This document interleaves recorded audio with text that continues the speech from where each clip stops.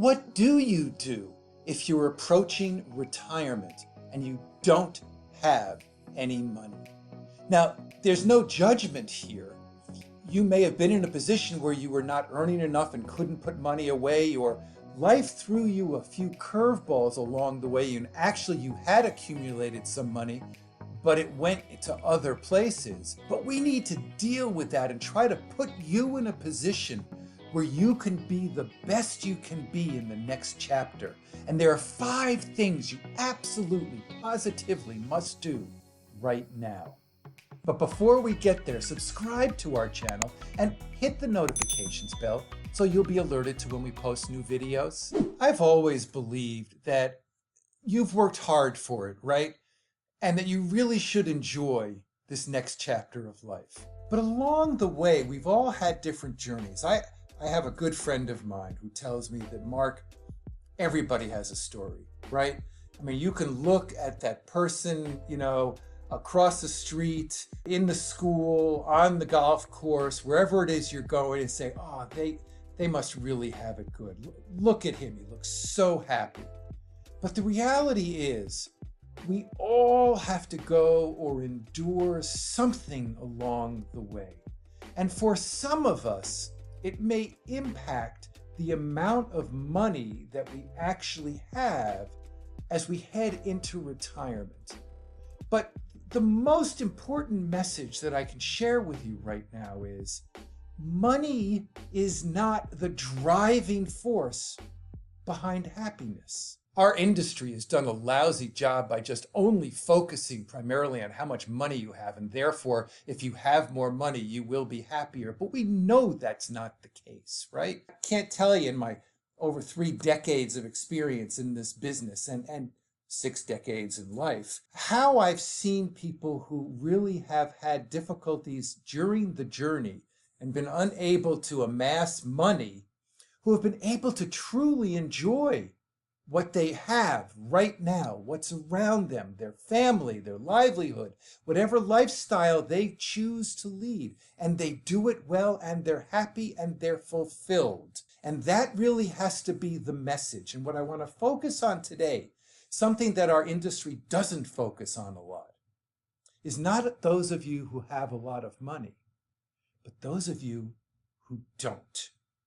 And I want to share with you the 5 things that you absolutely, positively must be doing right now. So this is a very difficult one, and we'll start with it right up front. Now, let's say you're 60 years old and you have little to no savings at all. Envision yourself right now as retired. What do you need to do?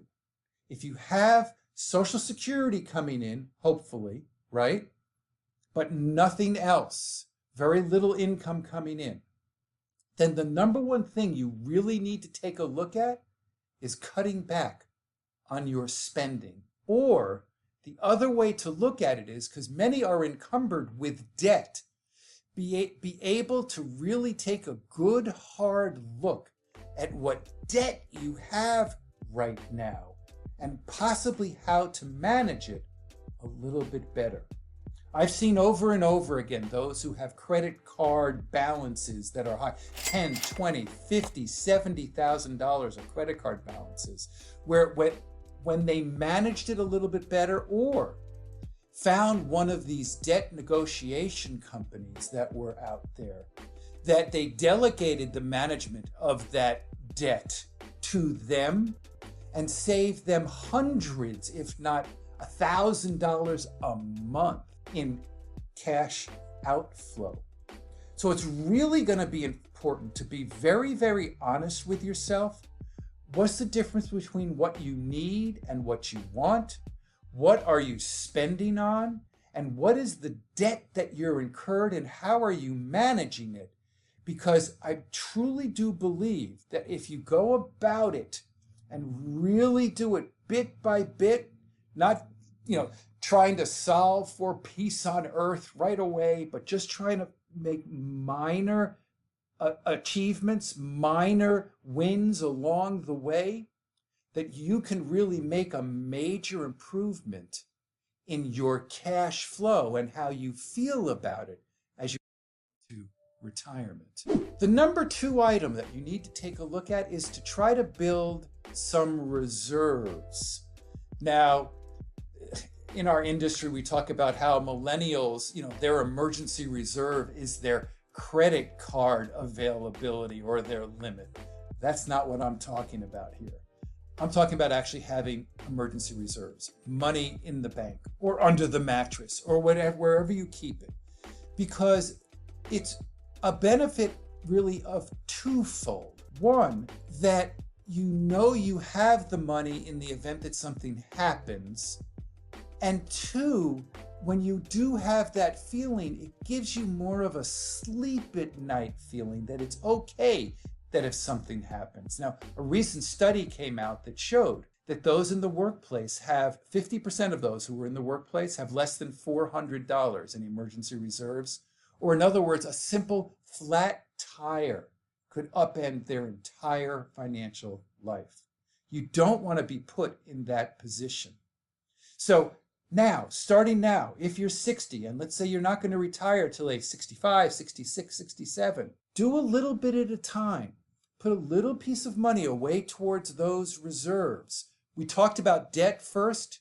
It's okay to start paying off or accelerating the payment or paying down the debt before you put money into emergency reserves, okay? But once you do pay down that debt, start to accelerate money into the emergency reserves so at least you have something and you're feeling a little bit more confident that when the what if happens, and it always happens, that you have something there to cover it. By the way, if you can, and YouTube really helps out, in terms of exposure for our channel, and you can help out others who think this information is good, give us a thumbs up.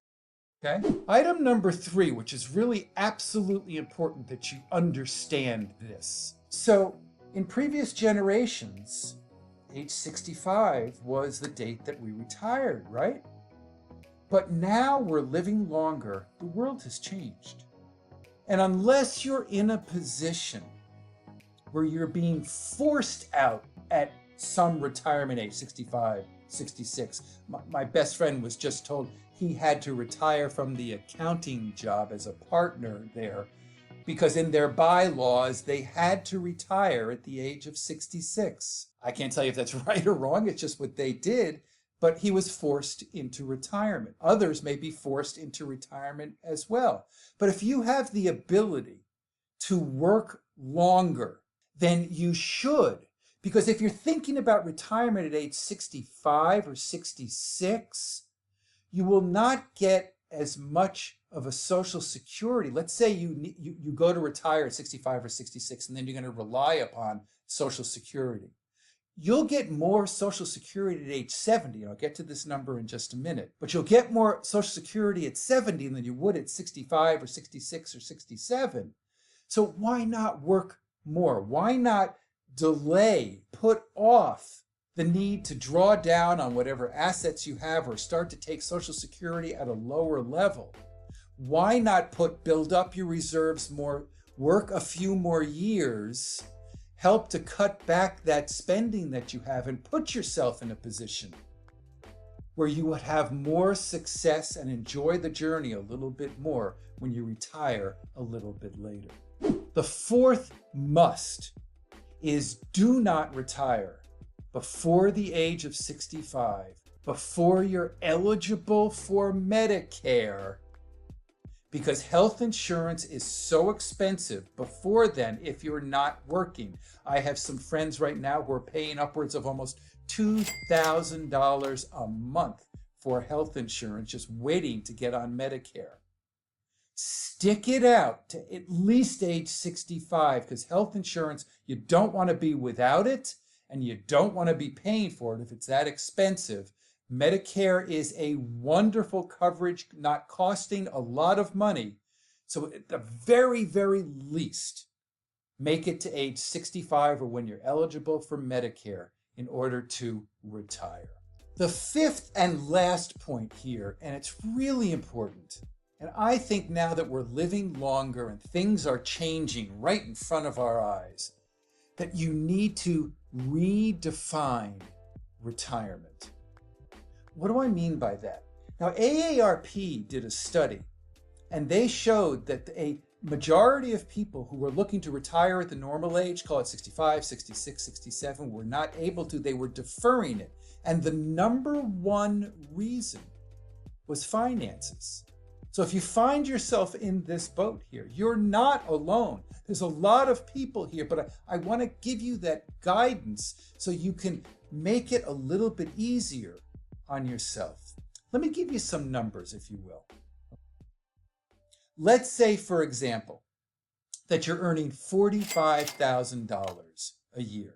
Now that relates to a monthly number of $3,750. Okay, that's what you're going to be bringing in. Now, if you retired at age 65, in this hypothetical, let's assume that your Social Security number would be $1,968. That leaves you with a need of $1,782.